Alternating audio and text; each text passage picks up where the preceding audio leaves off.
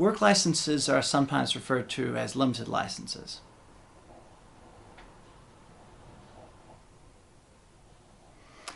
Work licenses and limited licenses are the same thing.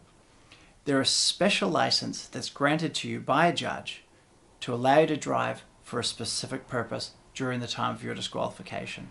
There are usually a lot of restrictions on them, and you need to have the license, you need to have a court order with you, and you need to keep a logbook of every single journey you make. So they're by no means an easy option to get back on the road. To get a limited license, you need to be thinking about three things. The first one is are you eligible? I've listed up some of the criteria on the site here. Generally, on a serious traffic charge, you are. However, there's no right to get it. You still need to satisfy the court that you're under extreme hardship by not driving and that you're not a danger to the public. You also need to make sure that you haven't had a serious traffic charge within the last 5 years, because that is an absolute bar to getting one. The second step is to get organized. It's often a good idea to contact a lawyer before your court case, because getting that paperwork together can take time. And while in most cases there's a 28-day stand-down period before you can get back on the road, sometimes to even book the court date to appear for a limited license can take weeks or even months if you're in one of the smaller centres in New Zealand. So the sooner you get onto it, the better.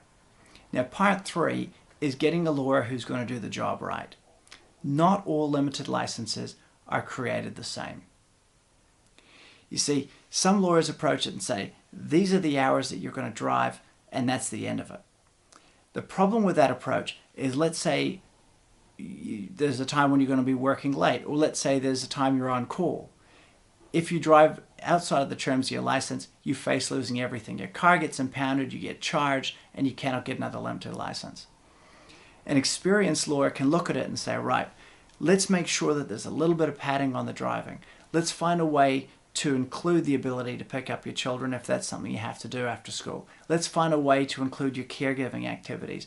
Let's find a way to get you on the road for the most amount of time with the least likelihood that if there's a little variation in what you're doing, you're going to breach.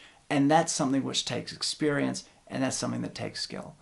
So if you think that you're eligible for a limited license or you're facing a traffic charge, feel free to get in touch with me so we can talk about those type of options and how we can put together a license for you that is actually going to give you the maximum benefit with the least amount of impact on your general driving duties.